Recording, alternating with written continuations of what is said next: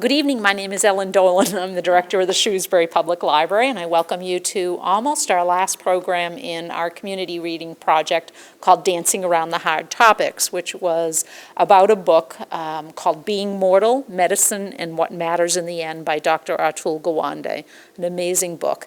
Our project looked at kind of the informational side, the serious side of that topic of how to have a quality life right till the end of your life, but we also did some work that looked at how do people embrace life, how do they find joy at all stages. So we had some really fun, enjoyable programs.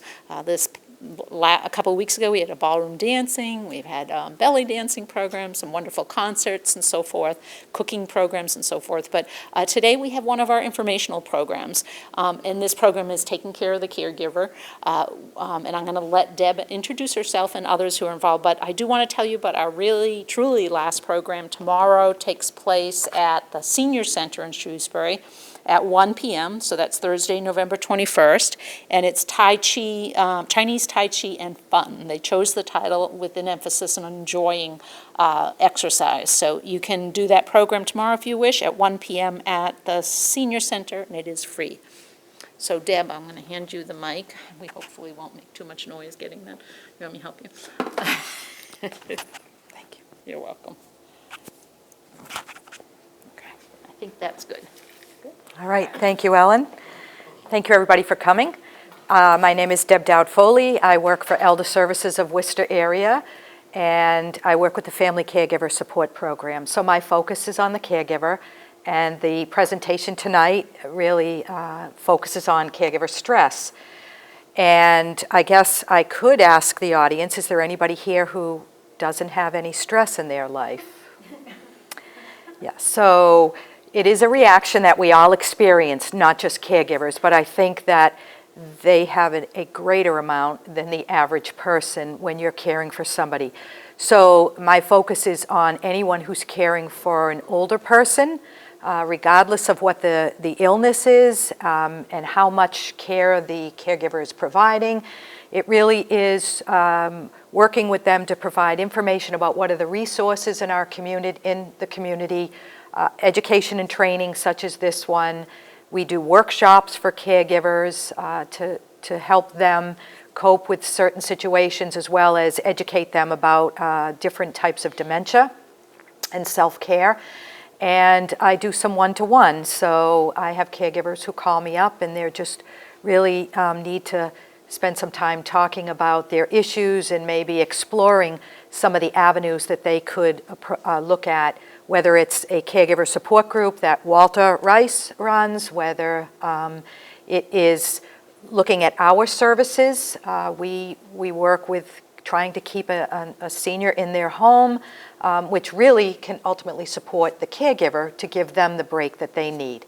But we know that the stress can still be there even with all the resources in the world, because you've taken on a job that doesn't end or start at 8 o'clock and end at 4 o'clock for many folks who might have a full-time job or part-time or have had to stop working in order to care for somebody who requires more than 8 hours of care.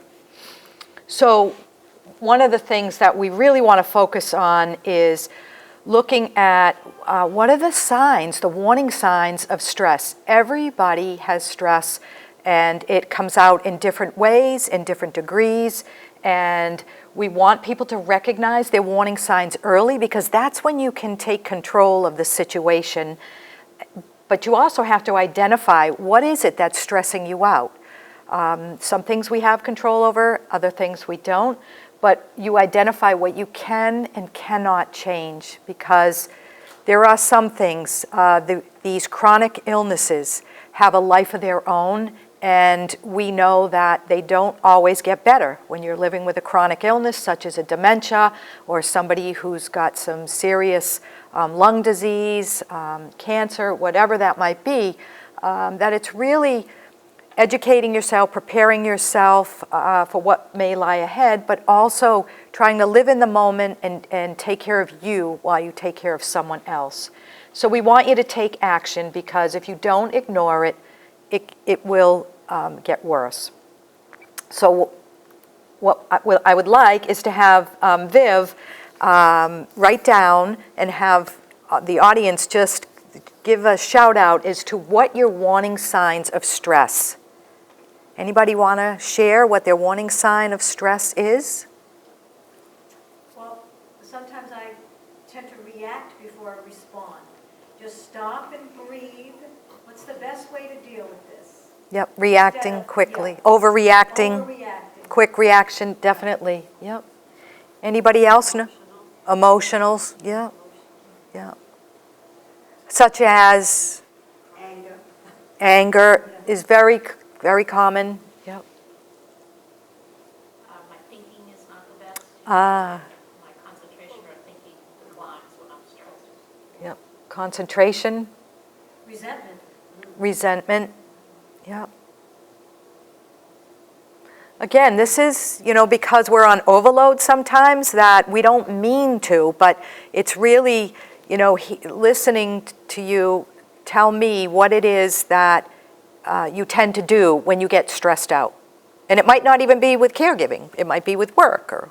There's also the negative critic that we have in our head. Yes. That, Negative you criticism. believe that you are wrong and everything, and you're never right, but give you 100% of it is not true. Because Yeah. you make it all up in our head. Yeah, definitely.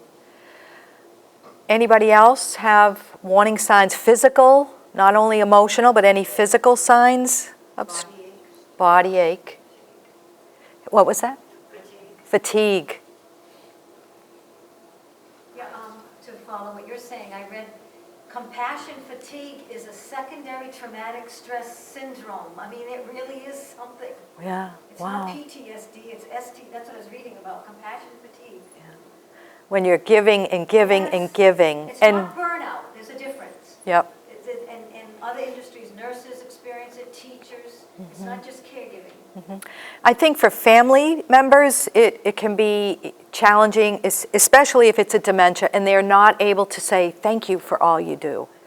It can be I don't want to say a thankless job, but not always the immediate rewards of, wow, look what you just did for me. So, yep. Any other? Guilt. Not doing enough. I didn't do this. I did it the wrong way. Shoulda, coulda, woulda. Yeah, that's common with warning signs. Those are all really good. And so what we want to do now is look at the other question is, what are the sources of stress for you? What causes you to feel angry, emotional, have negative thoughts, body aches, fatigue? Family? Oh, that's a good one. Yep. Yep. We know statistically that the burden can often fall on one family member. I have help, but it's not the same as living with. Yes. Yes. Yeah. I don't get that part. Yeah. I mean, I think they do a little. Yeah. Because there's that expectation, you don't mean it, but you're enabling people. You delegate, but then you say, well, I don't want to wait 2 weeks for that person to do it. The person needs it now. And then you just, it's just, and then by not letting them help, you're enabling them, and you have this God complex that I can do it, I can fix it. And Nobody can do it like me. No, right. Or it's easier to do myself. I hear that a lot. Right. And to the point, one of the things I heard from that is the lack of communication. Yes. Is maybe we're not communicating because it's easier, I don't want to cause problems, or I tried and it didn't work. Any other sources of stress besides family, lack of support? I think everyone has personal heart triggers, that they get touched unexpectedly because of the interaction that may have happened or because of the past situation, that it brings up those memories and then you're ready to fight. All right, so triggers, personal triggers. Yep. And, Not having enough time for self-care. oh, yes. Yep. Not having enough time. Yes, yeah. I know. interesting that you said that, because I thought, okay, this is hard for caregivers to get away when they have some time to themselves. They want to do sometimes nothing. So I appreciate that you came out on a dreary night. Any other sources for folks? One of the things I remember when dealing with my mom who had dementia was trying to pull myself down trying to force my energy level and my concentration down to that real quiet that she needed when my mind would be going with all the things that needed to be done. Trying to Stay in the moment. Stay in the moment. It could be very stressful trying to push away all that other stuff. Yeah. How many of you start the day with your list of, I got to do this, and then this, then this, and then at the end of the day, feeling like you didn't accomplish everything on that list?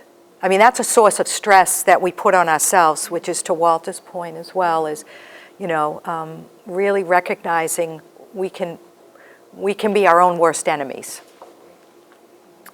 So if we look at this list, you'll see some of the things that were mentioned here. Forgetfulness, when you're overwhelmed, you forget. Irritability, some people eat more because they're stressed out or they're not eating healthy. They get sick easier. We know that your immune system can be compromised with too much stress. So we want to be aware of that. When you do get sick, you might take a look at, okay, what can I do to change this? Crying easily, someone talked about emotions. That can be a sign, can't concentrate, becoming resentful, whether it's from family members you're resentful of or your loved one. That can be a warning sign of too much stress. The headaches, again, it goes back to physical and emotional. And we may not all have all these. Some people, it's very different. Others, muscle tension, someone mentioned the physical part of it, and high blood pressure, which can be dangerous as well. And then your sources is too much to do, repeating questions. If someone has dementia, a lot of caregivers will say, I get the question over and over, and it wears you down. Feeling inadequate, I didn't do enough, I didn't do it right. Lack of help from others is a huge thing. Family disagreements, lack of sleep. There's a lot of studies out there what lack of sleep can do to us, right? It has a lot of negative effects. So that if you're not getting good sleep, you're not going to be on your top game when you get up in the morning. Unreasonable expectations of yourself, of family, of loved ones, of service providers. Those can all factor into the sources. And then others who know it all. We know that there are families who get the phone call, you need to do it this way, you're not doing it that way, this is the right way, yours is the wrong. But they're not coming over to give you assist. Interruptions, you start to do something and then the phone rings, or this happens where something else has to get done, so it can be frustrating.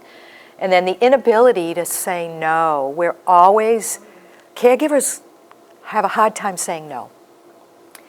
So remember that the earlier we identify our warning signs, whatever it might be, that is the time that we want to catch that and try to redirect ourselves. And really pay attention, because the results tell us that you have increased health problems, which I mentioned, physical, emotional, or mental. And if we do neglect them, we have disrupted relationships, we have increased health problems, burnout. A lot of people will say to me, when is it time to do something? And whether it's another type of housing arrangement, nursing home placement, assisted living, whatever that might be, I say caregiver stress and burnout and safety of the person you're caring for. Those are the key factors that really drive people to make other arrangements or decisions. Depression. It's not always easy to recognize, it's gradual, but I think the thing to remember here is it's a medical condition and it's treatable. And when you're thrown into these situations and you get overwhelmed, it can create some depression for some people. So you want to be aware of that. And hopefully caregivers are seeing their doctors and having conversations about their emotional as well as their physical concerns. And then decreased quality of care. If you see yourself not giving the kind of care that you want to or you used to, then you want to take a look at that. And that's a no judgment, because some of these situations, they require more than one person or more than a couple of hours of a homemaker assistance or home delivered meals along with you. It takes a village sometimes for some of these caregiving situations. So just to be aware of when you neglect your stress, it can rear its ugly head. So we want to look at the third important step in managing stress is to clearly identify what you can and can't do. We can't change the person. You can't make them do something, especially if they have an illness or a type of dementia. They may not remember. These are brain diseases that are really difficult, but there's other ways to get around that, whether it's redirecting or distracting them. But changing the situation as best as you can be a really good way of something you have control over. Changing your perception. As Walter alluded to, we look at things and say, I didn't do it the right way, the negative self-talk. If you look at the perception and say, well, what could I do that's a little bit different to make this situation feel more positive? And then changing your response. If you get angry over having to bathe somebody or do something that really just upsets you, maybe it's time for someone else to step in and do that. Maybe this isn't the thing that you need to do. If you have lost connections with friends because once a month or once a week you used to go out with friends for dinner or whatever, or play cards or a book club, whatever, maybe it's time to say, I need my family to step in and say, I need this time. This is really important for me. We always stress this comes from a workshop that we do. It's a 6-week workshop called Powerful Tools for Caregivers. And one of the workshops focuses on using I messages instead of you messages. I messages are much more powerful. If I say, you need to get over here and you need to help work with Dad because I can't do it alone.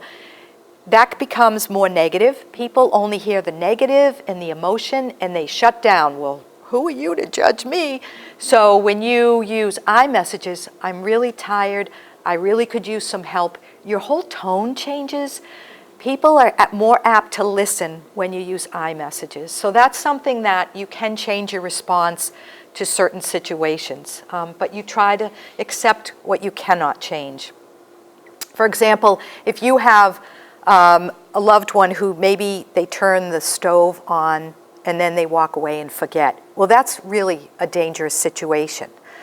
What can you do rather than get angry and try to, remind somebody who has a dementia? Don't you remember? You have to you need to take the knobs off the stove. Think about what are some things you can do to change the situation and make it safer and less stressful. So the barriers, many caregivers run into barriers, and one of them is they're so overwhelmed, they're so busy caring for somebody that they can't think of what to do. I don't have time to think about me. I've got to do the shopping, the laundry, the cooking, the transportation to doctors. And so we want caregivers to look at what are the barriers that have gotten their way.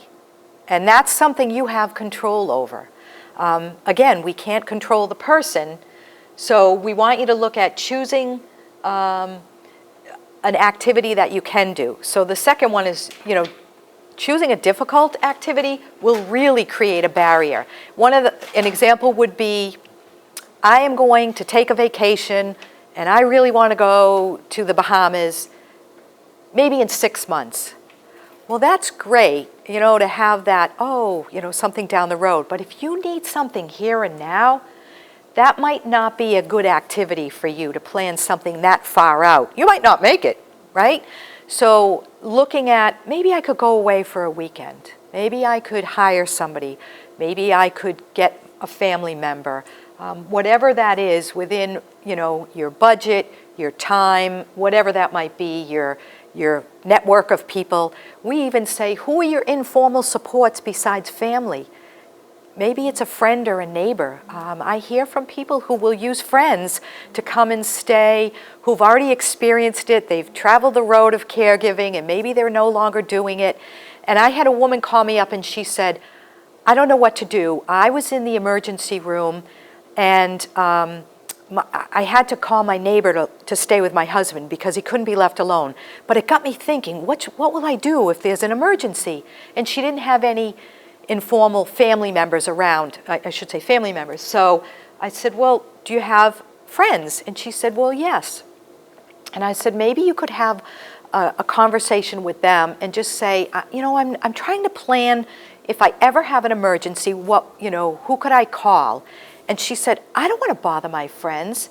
And I said to her, so if your friend called you up and said, I'm really stuck, I have an emergency, could you help me out? She goes, of course I'd be there.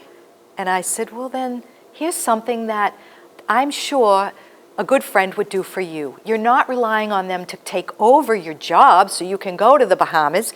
You're just asking in an emergency, could I count on you if I needed that? And she's like, oh, okay. So, things to consider, whether it's, getting an activity that you can do for an afternoon, for a weekend, or whatever that might be. But postponing adds to your stress. So we know that when people postpone and put things off, the stress doesn't always go away. Even if you have good intentions in your mind, what this points to is recognizing and then removing the barriers. Excuse me, before we leave this, what do you do? I get calls on my vacation. What do you do then? So I think you set the parameters of what constitutes an emergency. Boundaries. Yep. I can be called if 911 is called, or if, whatever those situations that you feel warrant an emergency call versus don't call me to say, what do I do when mom doesn't eat? Or, Walt? Along with that, we tend to be rescuers, you see. Yeah, good point. That whole I'm piece. sorry, well, We tend to be rescuers. yes, And we want to fix everyone. Yes. So as you said, set your boundaries. That's real helpful. thank you. Okay, so, I didn't mean to do that. The next one, if I can have Viv look at, if you pull that up, we want to look at stress reducers, all right?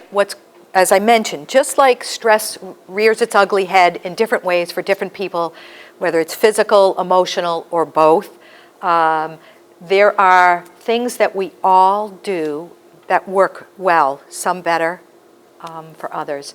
So I'd love to hear from everybody. What are some things that you can do personally to help reduce your stress? Breathing exercise, yes.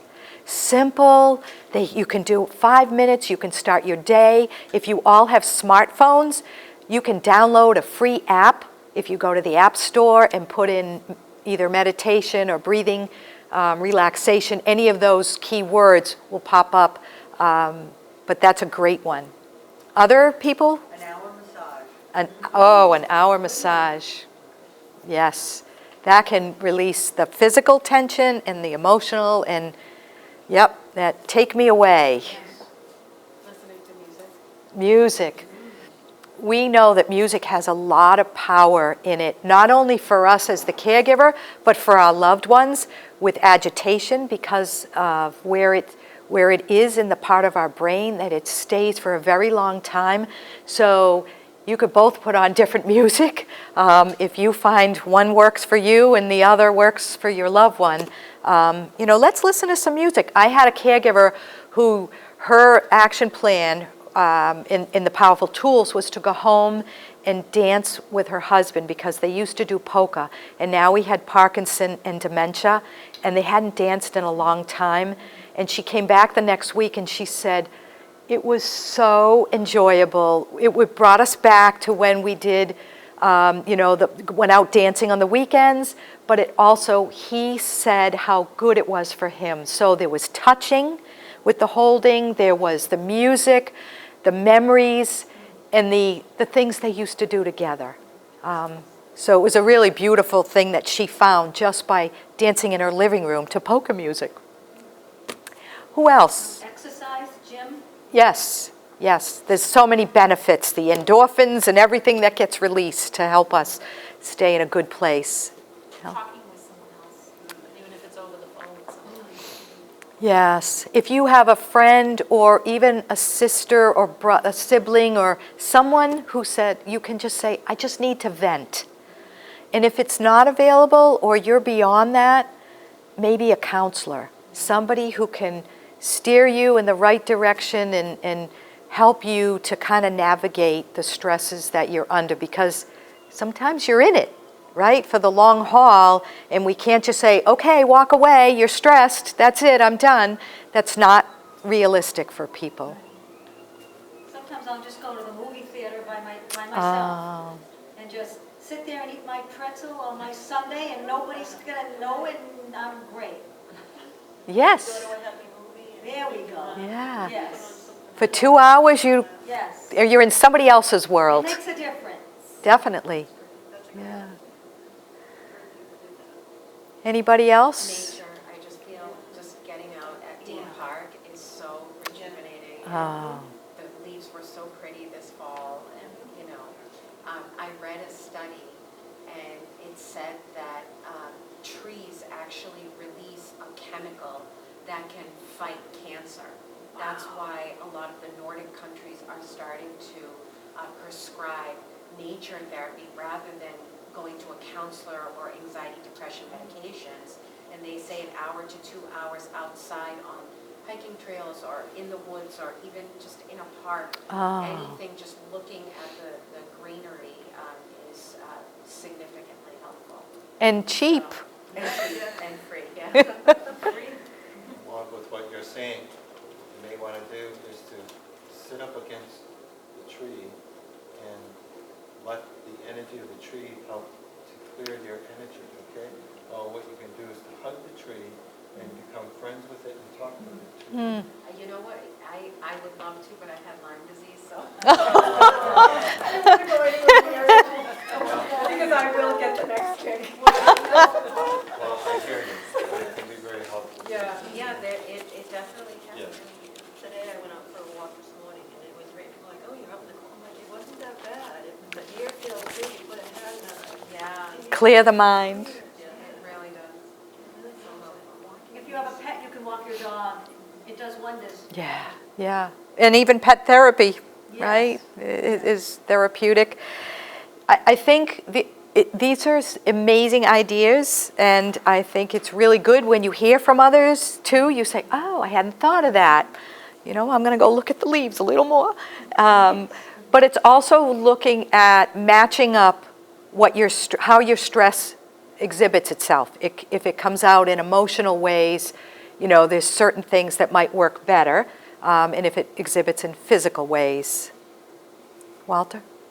What you can do too, if you're looking at nature and you see a special stone, okay, have that stone become your friend. You hold on to it, blow your energy into it, okay, and then you hold it so that you can manage your stress. Or put it underneath your pillow too, so that whatever bad dreams or whatever can go into the stone. So that nature becomes your friend and your partner. That's a good idea. Yes. That's wonderful. It's a very shamanic Yeah. type of thing. Yeah. Native Americans have the dream catcher. You Yes, notice the that's dream really good. catcher? I have Yeah, that too. Yeah, and there's a researcher who looked at the caregiver stress and what it does to them physically, and she just couldn't stress enough the need to take time for yourself every single day. And she said, start with 15 minutes, whether it's a cup of tea, a coffee, whatever, by yourself, not making a list, not calling the doctor, not running down with the laundry or whatever, just to zone out, look at a book, take a walk, even if it's just, up and down the driveway. People might in your neighborhood think you're a little kooky, but that's okay, right? If it makes you feel good. You want to do something every single day. One more suggestion. Yes. Along with the timeout, if all of you had any children, you time out the child, put them in a corner. Well, what you do is you time yourself out, so that you can take care of you for 5 or 10 minutes, you see. So you're timing yourself out, and so on. Oh, Because yes. you did it with the children, for them to calm down. Yeah. So you're doing it for yourself, Right. and because oftentimes that little boy or little girl in there is getting Yeah. all ambitious, you see. And is it really the adult that's being triggered, or those other memories of, what was too? So, not unusual. Yeah. You could go to your local library, Shrewsbury Public Library. Absolutely. Take out caregiving both ways. Caregiver to the person that you're giving care to and yourself. Wow, When you're good, desperate. yes. Reading is good, right? Right, absolutely. So some of the things that are up here is finding humor. Anybody go on YouTube? You can find some great, even if it's Saturday Night Live, but little clips, they don't take long. Do something you like to do, listen to music. It doesn't have to be a caregiving book, a mystery book if that's your choice. Getting together with a friend, going to bed earlier. Don't try to do everything. Really focus on what you can do versus what, all the things you want to do. A bubble bath for some might work. Saying no. To Walter's point about, where caregivers feel like they can never say no and they feel like they have to rescue everybody. The cup of tea is up there, good movie, deep breathing. Can I ask you a question? I don't mean to interrupt, and just No. wanted to throw this out at you. So I have a caretaker at my house too that comes in, and right now I'm in between jobs, so I'm having a tough time with the caretaker and me being there together, and she's a wonderful person, but I think we're having a little bit of conflict, even just by asking her questions. So I feel like I'm like walking on eggshells, even in my own house, and I'll go run in the room, because I know she's coming at 7, I get up at 6, and, try to, I don't know, maybe talking to someone about maybe that's something I take offline with you. Yeah. I mean, I don't know if anyone has any ideas. I've experienced that, and you don't want to sound patronizing or condescending, of course, because then, but conflict resolution or negotiation, you just say, when you were talking about I before, you just say, how can we find a better way to deal with this? And this way, you're not, accused, you're Right, right. because I have 2 other siblings, and they'll meet with her, and I'm like, you don't know what I'm going through. I've done so many nice Yes. things for this person, I don't know why, I might have asked her questions. Sometimes it's just a personality. Right. Maybe having an intermediary so that they're listening to both of you and how to bring you both together. Yeah, that's I've had the same issue. I have a 13-year-old child, and he's had 25 surgeries, has a breathing tube, feeding tube. And I have nurses that come in day and night, so, and some nurses have huge egos, and if you question them, God forbid, and I'm sorry, but I know 10 times more about my kid than anyone will, and that's just too bad. So, You can do it with your child, your spouse, whatever. yeah, and so you're, How much money does she drink? so you're always going to know more, and sometimes they feel like when you give them the space to do what they need to do, they start overstepping boundaries and they take the authority to do more than what they should be doing. Because no matter what, you're the intermediary, they have to go through you before. It's just not that a direct relationship. You're in my house, so, there's the doorknob, take a hike if you're not going to Yeah, listen to but me. but I And, can't but do you that can't, because my mother, it's about her and this caretaker, and they have a good relationship. and that's why I know it's so sensitive, No, I but get I you, think because what she said is it has to be collaborative, and if you maybe just say that, I'm feeling a little uncomfortable because I feel like I might be insulting you, or because I asked too many questions. Am I making you feel uncomfortable? So maybe if you just That's not start. threatening, what you just said is not. Yeah, that's the I messages. I want to talk to you. So that's I mean, when I'm saying yeah. the doorknob and this and that is what Yeah. I'm thinking in my head. The conversation is very Just asking like, a question, like, yeah. I'm taking my mother to the doctor, I feel like I'm taking time, so I don't want to do this, out of your. Well, you know what, this is for you, to help you guys, so. We were going to the doctor's and my sister said, well, then, she can't stay there. And I said, I don't know if she changes her bed every week, because we didn't really put a list of. So I just said, Mary, I'm going to take her to the doctor, so if you don't mind changing her bed today, that'd be great for me. And all of a sudden, everything, what do you think? I put your mother in again. Oh, God, no, Mary, no, every time you make, she just, so that started almost like a really bad condition. I'm ready to leave that day. It was, And all you have to do is just say, I live with 2 other siblings, and sometimes what happens is we didn't realize, you have to lie and make things Yeah, up. sometimes. And you just say, she changed the bed, and then I changed it, and we didn't realize it, so now we started a list, and we check things off. I'm a list girl. If you see my house, you would think I'm type A crazy, but that's the only way things get done, because when you have multiple nurses from different agencies, things get crossed, things don't get done. They said, oh, I thought she did it. Well, I thought of course no one did it, because no one wanted to do it. Ben came to sit for free. That's the mentality. It's very hard. but I think she's sitting there, you know what I mean? Yeah. I think too, that we need to remind them that, or remind ourselves, they're getting paid to do this. Money. So this is a job, and, that comes with boundaries. Right. Excuse me, sometimes the supervisor or the agency has to be contacted. Right. Sometimes But again, she has a relationship with her mother, so she's trying to, No, this is, No, okay, this that's is a okay. good place. This is why I think I want to join this, to get ideas and thoughts of. perfect, yes, that's an absolute good way to bounce ideas, vent. That should be up there. But I'll keep moving to also follow up with that. The next part is around negative self-talk. And many caregivers tend to do this, not to generalize, but again, it goes back to we want to do it all, we want to make it perfect, and sometimes it's really difficult. So we want to look at how we can turn things around. So if I say, I'm trapped inside the house, what's a way to turn that into a positive statement? I'm still trying to figure that out. Any ideas? Fortunate to have this house where I can take care of my mom. Yep. It's hard to remind yourself of that Yep. sometimes, but Yep. yeah. Absolutely. Counting blessings. Yeah. I can't do anything right.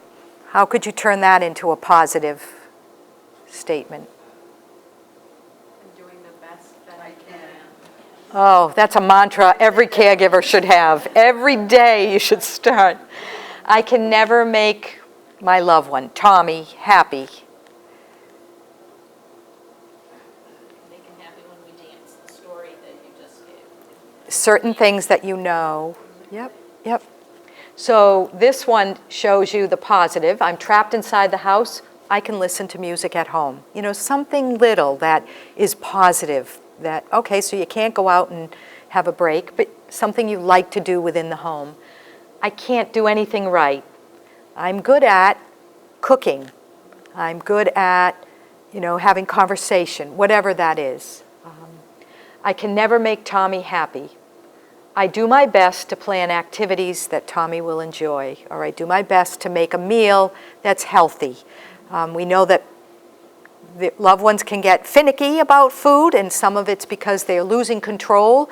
So they get angry and say, I don't like this food. And it may have nothing to do with the food. It's the fact that I used to be able to cook those meals for myself, and now I'm dependent upon you. And so that anger gets channeled in the wrong way. And so we walk away with, I can't do anything right, when you really did. You gave them a healthy meal. It was their choice not to eat it. So steps to changing negative self-talk is to write down the thoughts. We often tell people to start a journal. I know it's one more thing, but even if you feel like you're getting really negative, putting it on paper kind of gets it out, so that if you can come up with some, when you start to think negative, turning it around like the statements we just saw into positive ones, and then rehearse that. I think I'm a good cook. I'm a good cook. I know how to do this. I'm very organized, whatever that might be. I'm gentle with my loved one, whatever. And then practice in those situations. If you get yelled at, if you get criticized or whatever, I'm a good person. I am a good caregiver. You know, saying that can really help to keep you in a good place. So I want to end in a couple of minutes and finish up with one of the things that we do in Powerful Tools for Caregivers is we come up with an action plan. And so I have, if I can use Viv to pass this out, a couple of things, but first this one. So an action plan is something that you want to do. And every week for the 6-week workshop, we would say, pick something that you want to do, make it be reachable, be very specific about what it is, and then we want you to answer these questions. What, how much, when, how often, and then how confident are you? So we always start, the facilitator, the other facilitator, myself, start with, I am going to walk 30 minutes on my lunch, three times a week, how much, when, during my lunch hour, how often, 3 times a week. If someone says 7, when we go around the room and we share, we go, 7, you know, what is the likelihood that you're going to get out and do something 7 days a week? So starting with less is better is the motto we use, and then how confident I can say, you know what, I'm pretty confident because my schedule looks good for next week. And so I have a confidence level of 9. And then what happens is people will modify it. So they'll come in and they'll say, you know what, I thought I would get out on Monday, Wednesday, and Friday, but it rained on Friday, so I went out on Saturday. Or, you know, something came up with my mother, I wasn't able to get out on Tuesday, so I went on Wednesday or Tuesday later in the day. You know what, we don't want people to get rigid, but the more specific you are about doing something for yourself, the more likelihood that you will accomplish that. And so every week we do this with the hope that at the end of 6 weeks, people have started to instill taking care of themselves. And so it might not be every day for the action plan, but you can still do other things. Like I said, every day is a good thing. So I want you to practice that. On the other side, you should have tools for releasing stress. And, you know, again, back to the other slide, we looked at some people, they can't even think about what to do because they are so ingrained or entrenched in caregiving, they've forgotten what they used to enjoy. So looking at some of these can really give you some ideas about what you used to like to do or what you still like and haven't done in a while. The other thing that I want to end with is this is a caregiver self-assessment questionnaire. And this is just for you to take home, do the quiz, and then answer, you know, the questions and score yourself, which is on the back. And it explains how you responded, comes with a number. And if that score is pretty high, you need to look at, you know, whether you're in trouble with your stress being over the top. Any questions or thoughts or?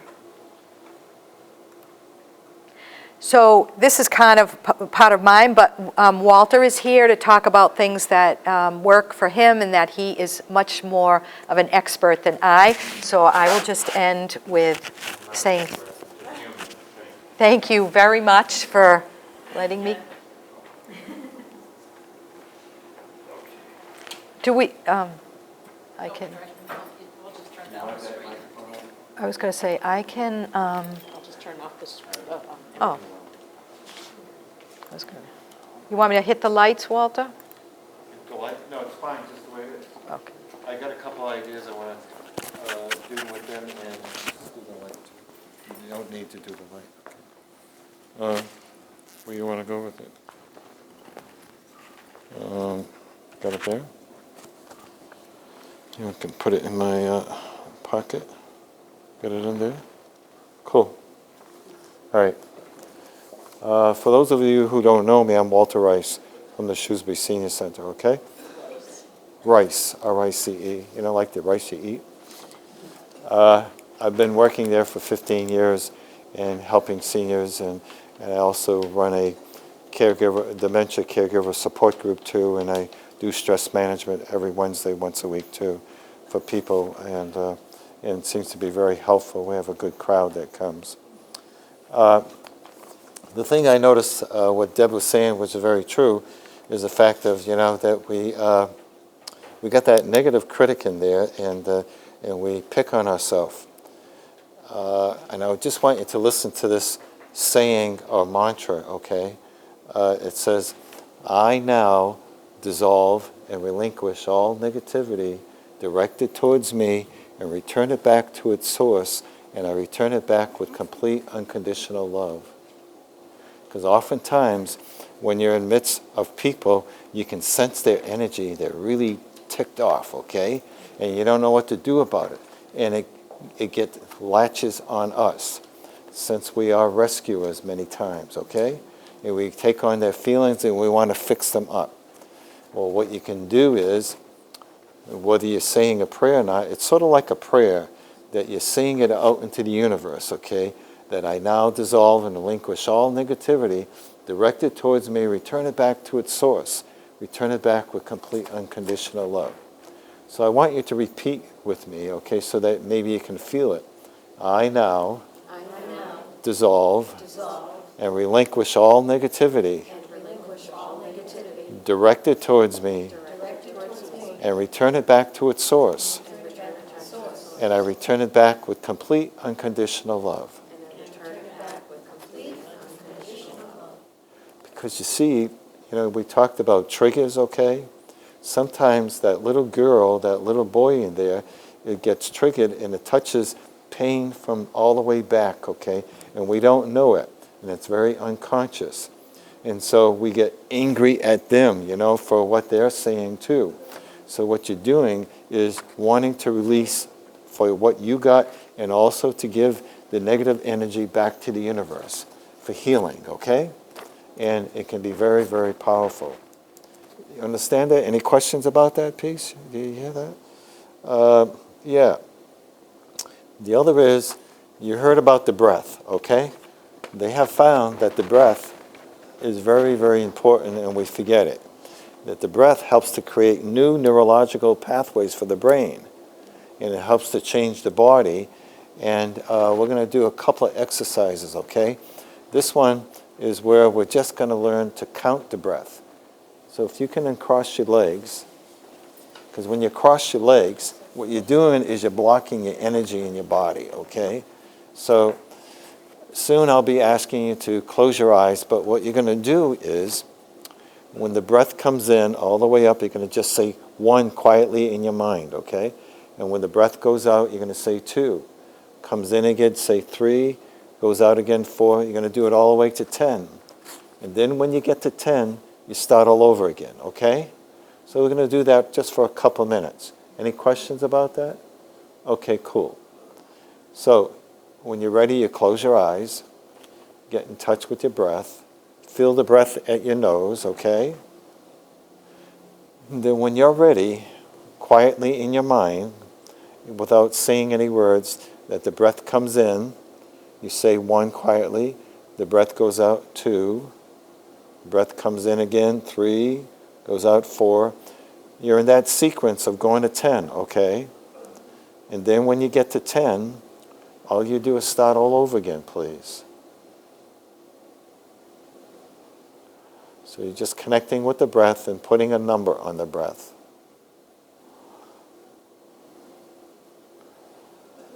and if they get interruptions with thoughts or whatever, or sounds or distractions, just start all over again. If you forget the number where you're at, start all over again. No big deal. So 1 to 10 is just an arbitrary number. That's it. You're all doing very good. So you're just putting a number on that breath very gently with yourself. And without expecting anything, just focus on the breath and putting the number on it. Because oftentimes the head is expecting something. So I'm just asking you just to focus on that without putting any demands or changes anyway. So we're going to do that for another minute yet, okay? That's it, you're doing good. So the breath comes in and putting a number, and it goes out, putting another number. That's it.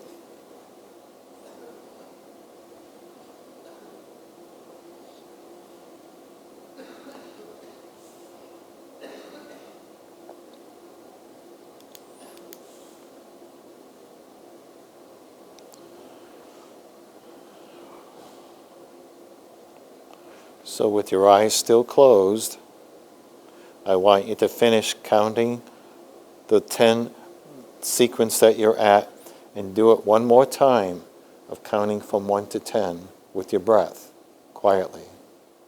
And then when you get to that point, you can open your eyes now, okay? And come back to the room.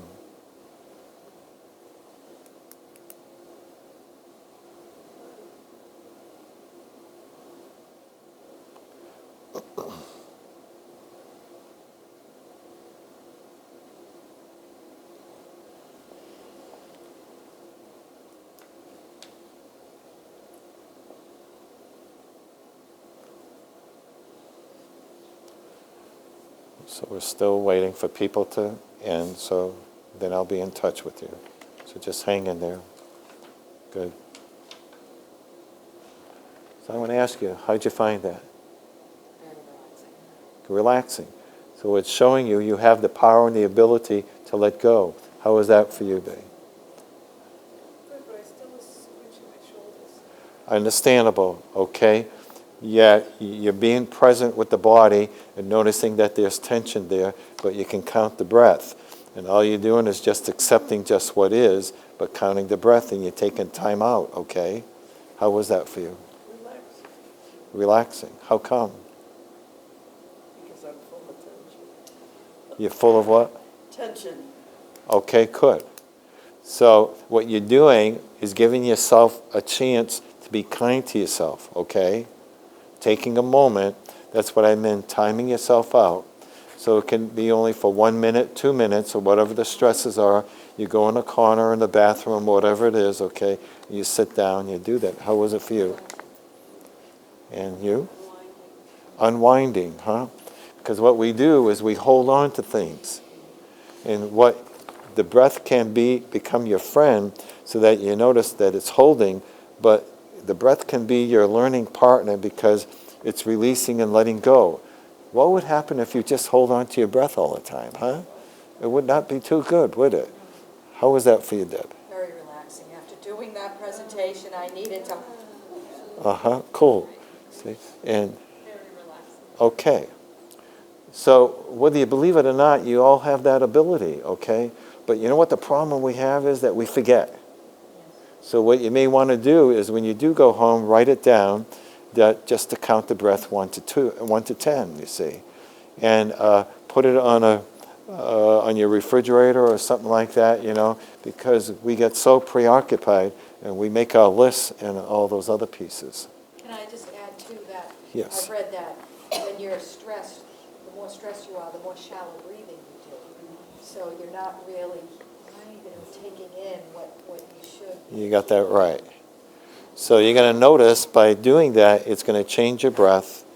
You may notice different sensations in the body of releasing of where you thought your body was okay, but you're noticing that you got tension in your muscles. So it's helping you to recognize what's going on in the body, because sometimes you're just like this all the time and you think that's just all so normal, you see, but not necessarily, okay? Can I also add to that too? Did you say tension? So when you breathe, the first several breaths, you can go and squeeze, and then when you release, Sure. when you exhale, let go. Squeeze. Yeah, there are many let different go. ways Yeah. of doing it, And okay? that will I'm kind just of- sharing my way, so Yeah, yes. that'll start, that way you can start off like that and then start with his technique, and then that may help. Okay. So I want you to repeat after me, and we're going to say that saying again. And close your eyes, okay, this time. I now dissolve and relinquish all negativity directed towards me and return it back to its source. And I return it back with complete unconditional love. So keep your eyes closed. Just let that sink in, okay? So when you're ready, you can open your eyes, and we'll do one more after that. One more is, there's another saying, even though you may not believe this, you can breathe in, I am, and breathe out, at peace. And you can say that quietly in your mind, okay? And we're going to practice that too. Even though you don't feel at peace, but it's the fact that this mantra, this saying, is very helpful, okay? So what you're doing is that you're putting it out there, and that maybe eventually it takes, they say it takes 30 days to create a new habit, you see. You know what I mean? So just by doing that. So close your eyes, and when you're ready, on the next in-breath, you're going to say to yourself, I am. And when the breath goes out, you say, at peace. Come in again, I am, at peace. So just do that. We'll do that for a minute. So you're just going to say it for the sake of saying it.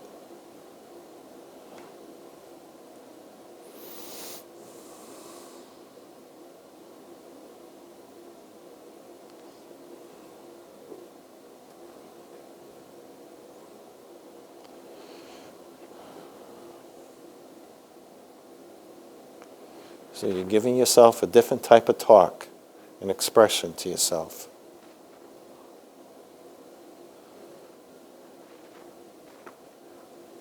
So just say it now 3 more times to yourself, and then when you're ready, you can open your eyes.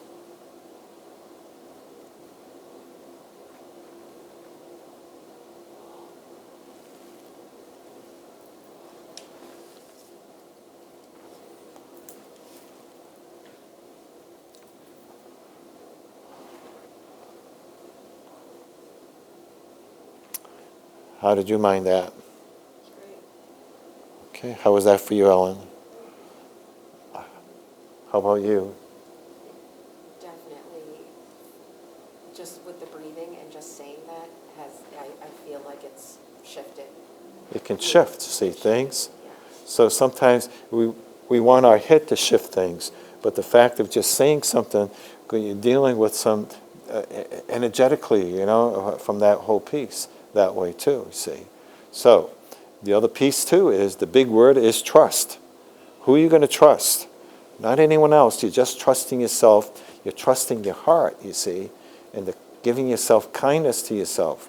Because you know why? Each of you deserve it. Even though, I know you don't believe it. That's the negative critic, you see.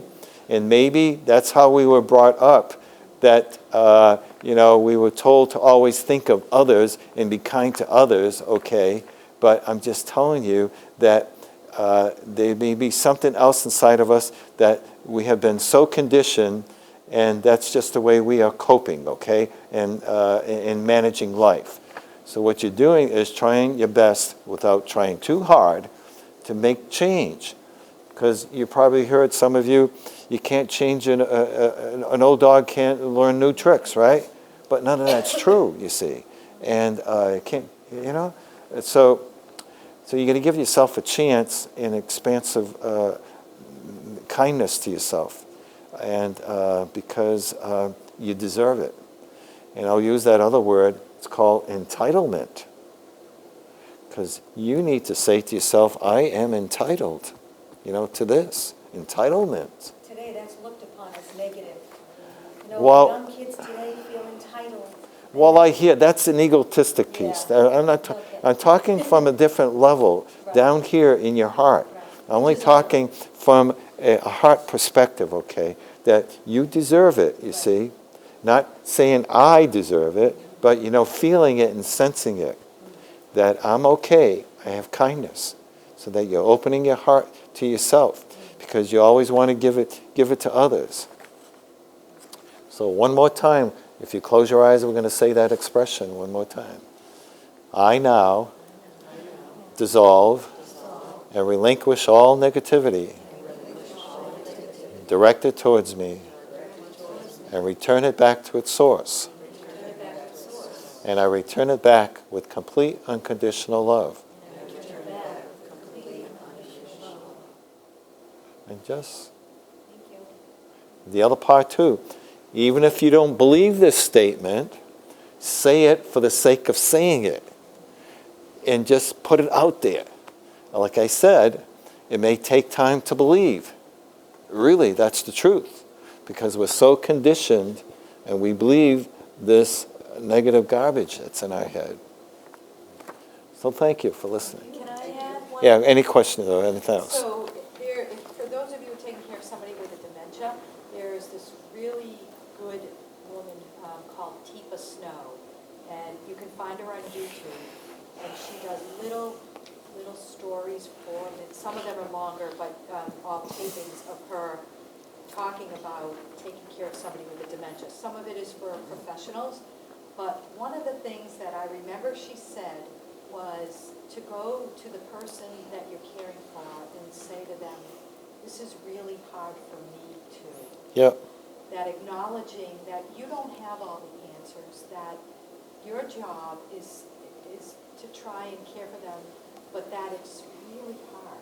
And so once you have that, if you can make that connection, even if, maybe they may not hold on to it long enough, but in that moment, if you find yourself frustrated or they're frustrated with you, just saying, this is really hard for me too, can be powerful. And along with that, you recognizing, because what you're doing is acknowledging, maybe trying to accept it and agree to what's happening.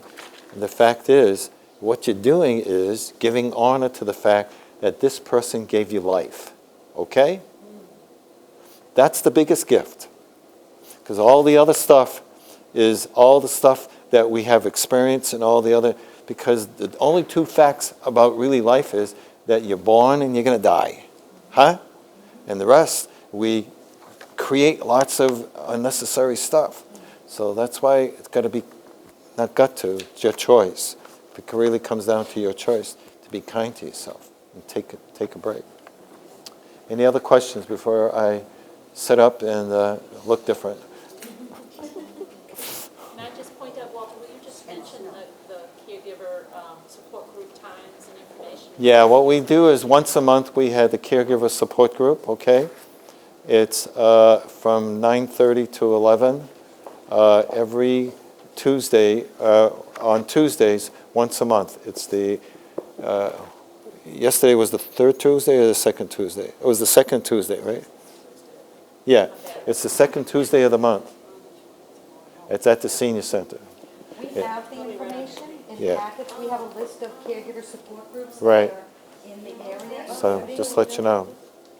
And for people who are dealing with dementia issues, both the senior center and the library have a memory cafe. Memory Cafe. Where the library is the first and third Friday Yeah. of every month at 2 p.m., 2 to 4 p.m. And the senior center is the second and fourth Friday Yeah. at 11. I think so, yeah, 11. We could check. And they have a lunch, and then they have entertainment too. So it's a chance to socialize. Right. It's not a training or, instruction. It's more about about knowing you have a safe place where you can go and socialize with Right. others and the care partner and the person who's dealing with dementia. And every Wednesday from 1 to 2 at the senior center is my stress reduction program for meditation, okay? So, giving you a hint. We should all be there. That's every Tuesday. I've been to both. Every Wednesday, Every Wednesday. Wednesday, 1 to 2. Yeah. I just want to say thank you to all Pleasure. of you. This was really nice for you to come out on a lousy night and It's nice to have take care this of yourself. program. Thank you, Shrewsbury